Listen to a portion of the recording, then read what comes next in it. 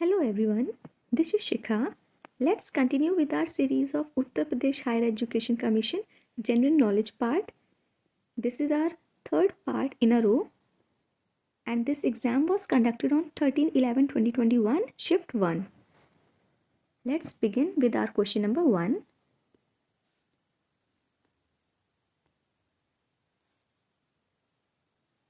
Question number 1. In which misl Maharaj Ranjit Singh was born? महाराजा रंजीत सिंह का जन्म किस मिस्र में हुआ था? A. Dallewalia, B. Phulkia, C. Sukerchakia, D. Ahluwalia. The correct answer is C. Sukerchakia. Okay. Question number 2. Which of the following is known as Morley Minto reform? निम्नलिखित में से किसको मोर्ले मिंटो सुधार कहा जाता है? A. Government of India Act 1858, B. Indian Council Act 1861, C. Indian Council Act 1909, D. Government of India Act 1919. तो Morley Minto reform हम लोग कहते हैं सी, इंडियन काउंसिल एक्ट 1909 को. Question number 3. Who was one of the founder of Deccan education society? इनमें से कौन Deccan education society के संस्थापक में से एक थे? A. Gopal Krishna Gokhale, B. Bal Gangadhar Tilak, C. Lala Lajpat Rai, D. Indira Gandhi. The correct answer is B. Bal Gangadhar Tilak was founder of Deccan Society. Okay. Now come to question number 4. Who among the following was the author of book The Indian Struggle? तो Indian struggle book के author हैं, options हैं A. Mahatma Gandhi, Jawaharlal Nehru, Subhash Chandra Bose, Mountbatten. The correct answer is C. Subhash Chandra Bose was the author of The Indian Struggle. Question number 5. Which one of the following is the correct sequence of habitat of following Indian tribes from west to east? निम्नलिखित भारतीय जनजातियों का पश्चिम से पूर्व सही क्रम निम्न में से कौन सा है?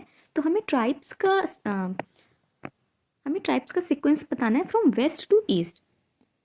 वेस्ट टू ईस्ट, हमें वेस्ट से ईस्ट बताना है. ठीक है. तो करेक्ट आंसर है यहाँ पे सबसे पहले गारो, फिर खासी, फिर जंतिया, फिर नागा. देखिए हम लोग जब इंडिया का मैप बनाते हैं तो जो हमारे नॉर्थ ईस्टर्न स्टेट है तो नागालैंड हमारे एकदम लास्ट में पड़ता है. तो Garo, Khasi, Jaintia, Naga. The correct answer is C. Question number 6. Which one of the following is not correctly match? Dampa sanctuary Mizoram, Valmiki reserve Bihar, Rohla national park Himachal Pradesh, Gandhi Sagar sanctuary Rajasthan. The correct answer is D. Gandhi Sagar sanctuary. तो Gandhi Sagar century ही गलत है, बाकी द रेस्ट 3 आर करेक्ट. तो हम ये याद कर लेते हैं कि Dampa sanctuary is in Mizoram, Valmiki Bihar में है और Rohla national park is in Himachal Pradesh. Okay. 7. Who is empowered to finally determine whether a bill is a money bill और not? Options are A. The speaker of Lok Sabha, B. The finance minister, C. Chairman of Rajya Sabha, D. The president of India. The correct answer is A. The Speaker of Lok Sabha will tell whether a bill is a money bill or not. Okay. Question number 8. Who demanded a representative body freely elected by people to frame a constitution for India? Bharat के लिए संविधान बनाने के लिए 1922 में लोगों द्वारा स्वतंत्र रूप से चुने गए प्रतिनिधि निकाय की मांग किसने की थी? ए. महात्मा गांधी जी ने, बी. जवाहरलाल नेहरू जी ने, C. Motilal Nehru, D. Sardar Vallabh Bhai Patel. The correct answer is A. Mahatma Gandhi. Question number 9. Which one of the following is not correctly matched? निम्नलिखित में से कौन सा सही सुमेलित नहीं है? Citizenship part 2 of the constitution, fundamental rights part 3 of the constitution, C. Fundamental duties part 4A of the constitution and UT union territories part 8 of the constitution. तो इसमें बताना है कौन सा सही सुमेलित नहीं है. तो correct answer here is C. Fundamental duties part, यहाँ पे जो इन्होंने 6A बताया है ये गलत है. ठीक है. तो फंडामेंटल ड्यूटीज हमारा किस में है? Let's see. मूल अधिकार है हमारे पार्ट 3 में और मूल कर्तव्य fundamental duties is in 4A. ठीक है. और आर्टिकल 51 के अंदर हमारे सारे ही फंडामेंटल ड्यूटीज़ आती हैं और टोटल हमारे पास 11 फंडामेंटल ड्यूटीज़ हैं। ओके, तो पार्ट 1 में देखिए हम लोग पढ़ते हैं union, what is union. Part 2 में हम लोग पढ़ते हैं नागरिकता। ठीक है, पार्ट 2 में नागरिकता, ये भाग इज पार्ट्स एंड अनुच्छेद इज आर्टिकल। ओके, तो पार्ट 2 में नागरिकता है। पार्ट 3 में हमारे मूल अधिकार, दैट इज फंडामेंटल राइट्स।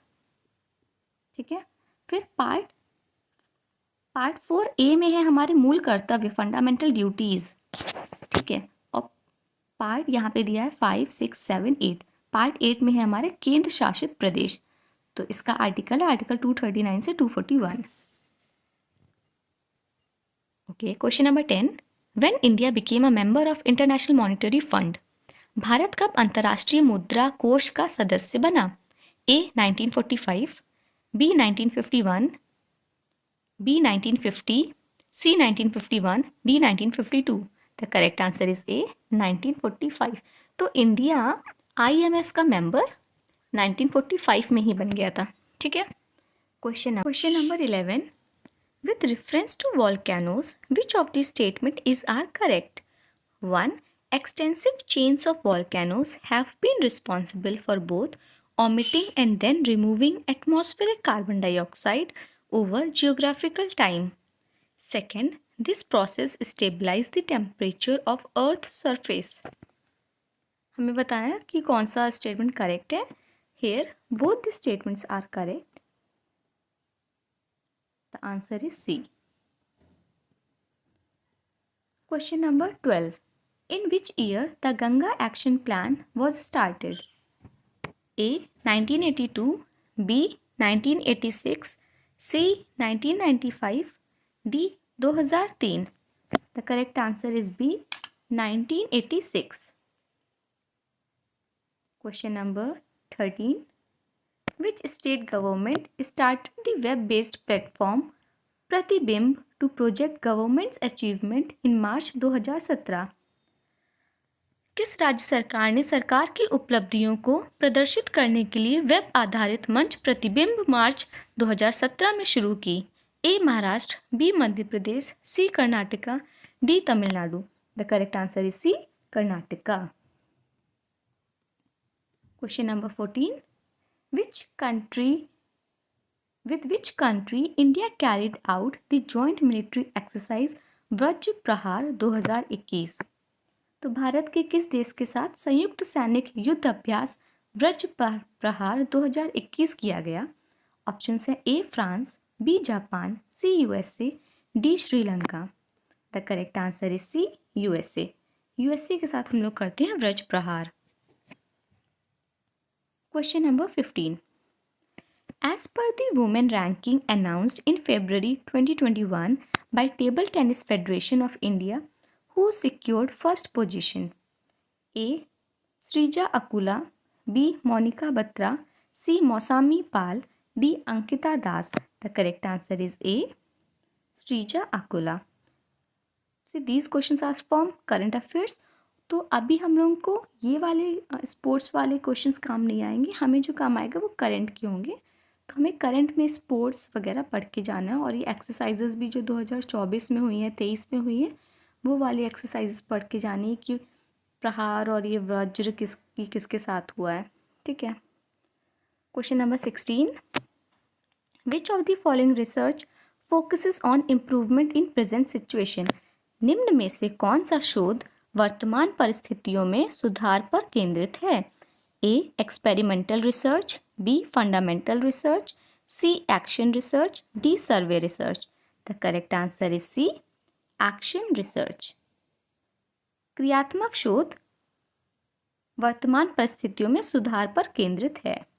ठीक है, question number 17, data originally collected in the process of investigation are known as A foreign data विदेशी आंकड़े, बी प्राइमरी डेटा प्राथमिक आंकड़े, सी सेकेंडरी डेटा द्वितीय आंकड़े, डी टर्शरी डेटा तृतीय आंकड़े। The correct answer is B primary data.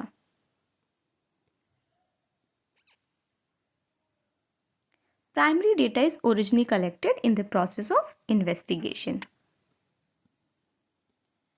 Question number 18.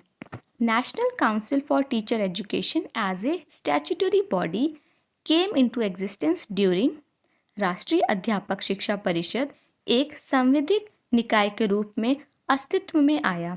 A 6th 5-year plan period, छठी पंचवर्षीय योजना काल में। B 7th 5-year plan period, सातवीं पंचवर्षीय योजना काल में। सी 8th 5-year प्लान पीरियड, आठवीं पंचवर्षीय योजना काल में। D 9th 5-year plan period, नवीं पंचवर्षीय योजना काल में। The correct answer is C, 8th 5-year plan period में आया है। Question number 19. Skill in writing using an excellent organisation of ideas and statement is an example of. विचारों एवं कथनों का उत्कृष्ट का संगठन करते हुए लिखने का कौशल एक उदाहरण है। ए एनालिसिस विश्लेषण का, बी सिंथेसिस संश्लेषण का, सी कॉम्प्रिहेंशन बोध समझ का, डी एप्लीकेशन अनुप्रयोग का। The correct answer is B, विचारों का। विचारों एवं कथनों का उत्कृष्ट संगठन करते हुए लिखने का कौशल संश्लेषण मतलब कि सिंथेसिस होता है। ठीक है। Question number 20. With reference to this calculation of means which of the following statement is are correct. 1. Distribution of data is normal. 2. There is importance of every score. 3. Exactness and reliability is needed. Question कह रहा है कि मध्यांक की गणना के संदर्भ में निम्नलिखित कथनों में से कौन सा कथन सही है। पहला है आंकड़ों का वितरण सामान्य है। प्रत्येक आंकड़ा स्कोर महत्वपूर्ण है। 3. शुद्धता और विश्वसनीयता की आवश्यकता है। तो correct answer here is D कि 1, 2, 3 ऑल 3 आर करेक्ट, कि तीनों ही चाहिए कि भाई आंकड़ों का वितरण सामान्य होना चाहिए। ठीक है। प्रत्येक आंकड़े महत्वपूर्ण है और शुद्धता और विश्वसनीयता तो वेरी इंपॉर्टेंट, तो all 3 are correct. Question number 21. What does the term FTP stand for in computer.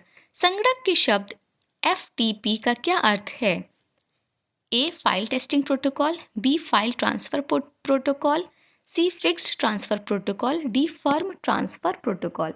The correct answer is B, file transfer protocol. Question number 22. In the context of internet the bandwidth is a number of bits transferred by channel per unit area, B number of bytes transferred by a channel per unit time, C number of bytes transferred by a channel per unit area, D number of bits transferred by a channel per unit time. The correct answer is D, number of bits transferred by a channel per unit time. एक channel द्वारा unit समय में transfer bits की संख्या। The correct answer is D.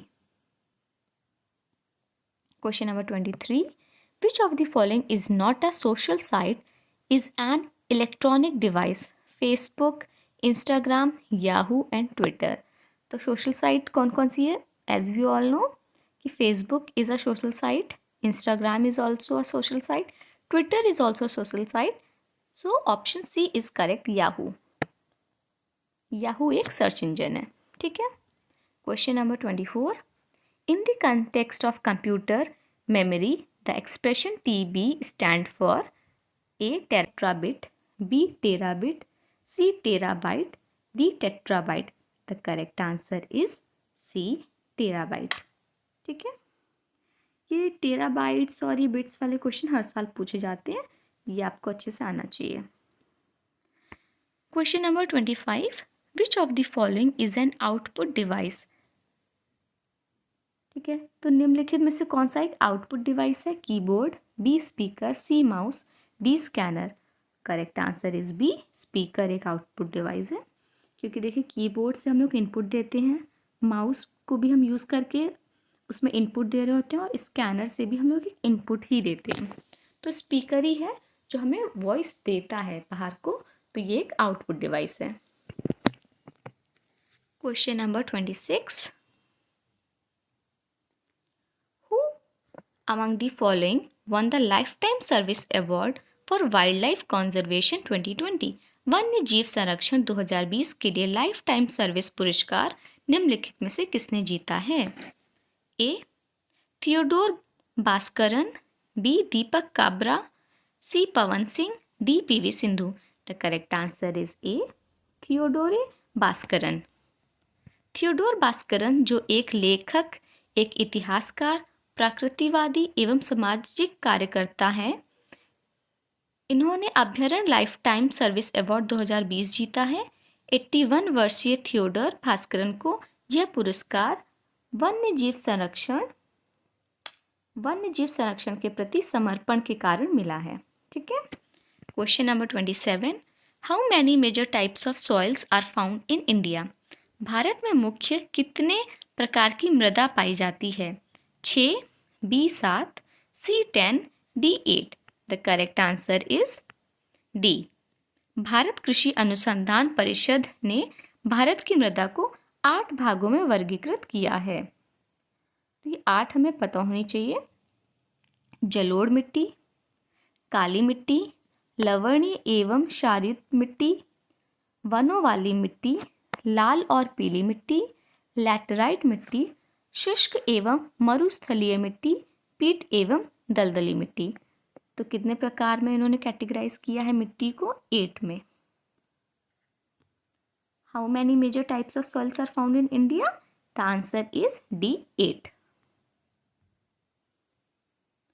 Question number 28, when is the national maritime day celebrated in India? Bharat में राष्ट्रीय maritime समुद्री दिवस कब मनाया जाता है?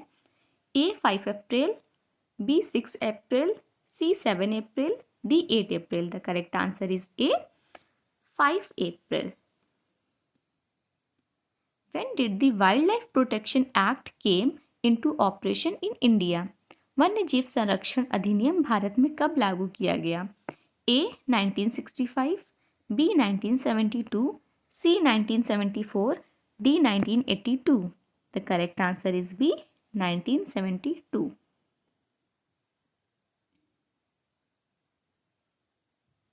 Question number 30, and this is the last question. Which of the following is also known as +5 summit in relation to protection of earth and its environment? पृथ्वी और उसके पर्यावरण के संरक्षण के संदर्भ में निम्न में से किसे +5 समिट के नाम से भी जाना जाता है? A first earth summit, B second earth summit, C Kyoto protocol, D Montreal protocol. The correct answer is A first earth summit को +5 समिट के नाम से भी जाना जाता है। Okay, so we have completed general knowledge के questions in continuation. Now we have done 3 lecture from 2021 and we will be covering more. So stay tuned. Please like my channel, do subscribe. Keep reading, keep watching. Bye bye.